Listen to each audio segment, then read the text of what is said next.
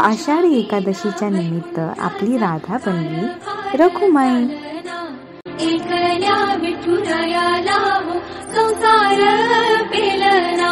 अरे वा, राधा स्वतःलाच पा देते का? एवढी छान दिसते आमची राधा। हे काय ग राधा? गजरा लावायचा, लाव ना मग। रखुमाई बनण्यासाठी राधा चक्क सकाळी 8 वाजता उठून तयार झाली। स्वतः केसात गजरा मारला आणि आरशात पाहून छान छान असे पण म्हणाली। नंतर तर राधा बांगड्या घालायला बसली। बरं, आदल्या रात्री राधाने हातावर मेहंदी सुद्धा काढली होती।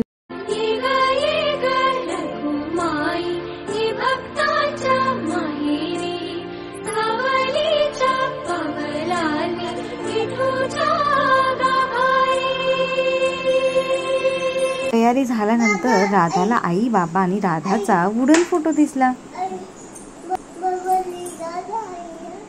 आणि राधा आहे का ग? राधा ती राधा आहे। राधा बोल।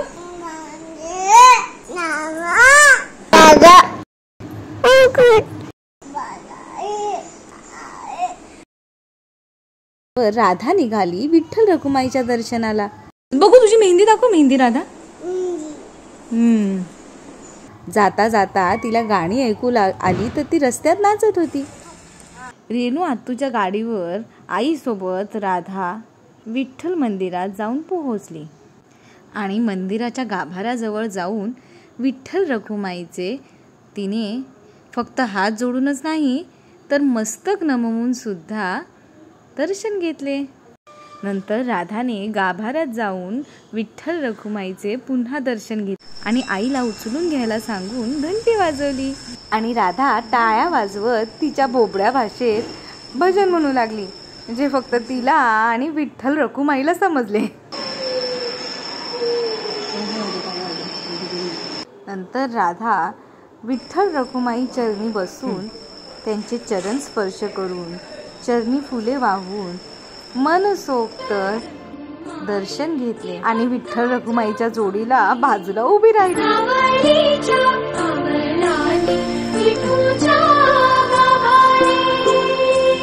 बाप्पा आहेत का वरती? रेणू आत्तूने राधाला उंच उचलून धरून गाभाऱ्याच्या वर असलेल्या गणपती बाप्पाचे दर्शन दिले। मग राधाने हनुमंताचे आणि गरुडाचे पण दर्शन घेतले आणि शंकराच्या पिंडीला स्नान घालून दर्शन घेतले। विठ्ठल रखुमाईच्या गाभाऱ्याच्या प्रदक्षिणा घालून राधा मंदिराच्या आवारात फिरू लागली। घंटी कशी वाजवली? आणि फिरता फिरता राधाने भटजी बुवांकडून जाऊन प्रसाद घेतला खायला, जो संपल्यावर 2-3 वेळा जाऊन पुन्हा राधाने प्रसाद घेतला। पुन्हा प्रसाद घेऊन राधा खूप खुश झाली, पण तिला मिळालेला प्रसाद तिने वाटून खाल्ला बरं का। थोड्या वेळाने ते भटजी काका काही कामासाठी उठून गेले आणि राधाचा प्रसाद संपला म्हणून ती पुन्हा त्यांना शोधायला गेली, पण ते काही तिला दिसले नाही। तोपर्यंत दुसरे काका तिथे खाऊ घ्यायला आले आणि त्यांनी राधाला पुन्हा खाऊ दिला।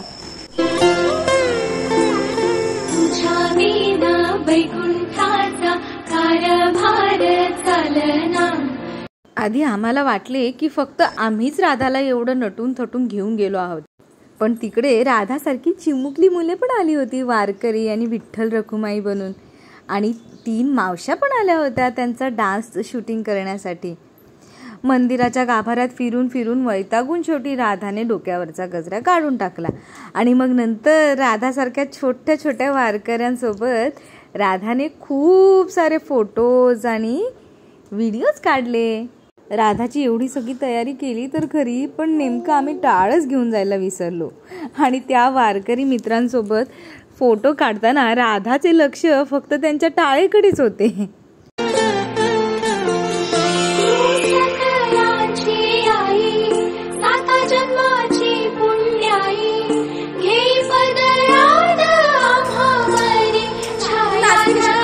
शेवटी एका दादाकडून टाळ घेऊन राधाला वाजवायला दिली, तेव्हा राधाने मनसोक्त टाळ वाजवून घेतली।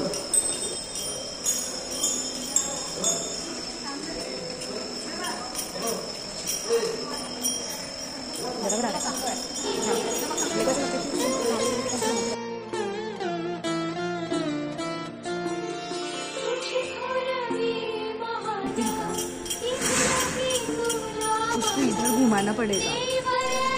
राधा इकडे बघ।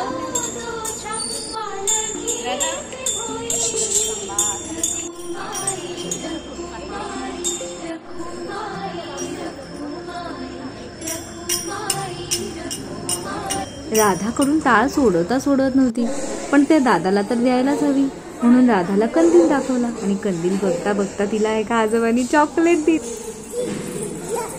एकापेक्षा एक सुंदर रीतीने तयार होऊन शाळेतली सगळी मुलं आली होती वारकरी बनून।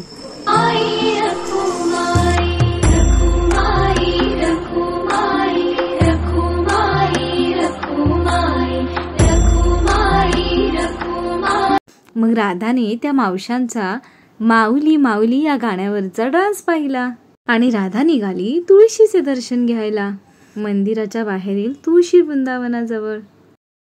शाळेकरी मुले जी वारकरी बनली होती ती मंदिराच्या गाभाऱ्याबाहेर एका लाईनमध्ये उभी होती आणि त्यांचे आई वडील त्यांचे फोटोग्राफ्स काढत होते आणि त्यात राधा मध्ये मध्ये जाऊन लुडबुडत होती, त्यांच्या भोवती जाऊन फिरत होती आणि राधाने मस्तपैकी विठोबाच्या बाजूला उभे राहून रखुमाईसारखा कमरेवर हात ठेवून फोटो पण काढला, तोही वारकऱ्यांसोबत। आणि आमच्या रखुमाईचा ड्रेस आणि हेअर सेटअप करायला रेणू आतू तर होतीच।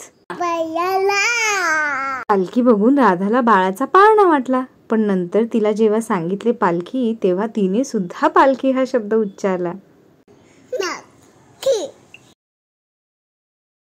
मग आमच्या वारकरी राधाला डोक्यावर तुळस न घेता राहावेल तरी कसे, आम्हाला मंदिरात तुळस सुद्धा भेटली, जी राधाने डोक्यावर घेऊन पंढरीच्या वारीला जाण्याची तयारी केली। जरी मागून रेणू आत्तूने तुळस उचलली होती तरी राधा डोक्यावर तुळस घेऊन चालण्याचे नाटक व्यवस्थित करत होती आणि मध्ये मध्ये वैतागून फी आया फिरायला चला म्हणून आमच्या मागे लागत होती। शेवटी आमचं शूट पूर्ण झालं आणि आम्ही मंदिरातून बाहेर निघालो घरी जायला, कारण राधा सकाळी 8 वाजल्यापासून उठून बसली होती आणि आम्हाला झोप आली होती। आम्ही घराजवळ पोहोचलो तरी राधाला पुन्हा गाडीवर फिरायला जायचे होते। रेणू आत्तूला गाडीची चावी दाखवून राधा आत्तूला पुन्हा फिरायला घेऊन चल म्हणून सांगत होती। आत्तू काही नेत नाही म्हणून राधा स्वतः चावी घेऊन गाडीवर चढली आणि गाडी चालू करू लागली। संध्याकाळी घरी आल्यानंतर राधा म्हणते, राधा तू कोण बनली होती ग? आषाढी एकादशीच्या सर्वांना हार्दिक शुभेच्छा।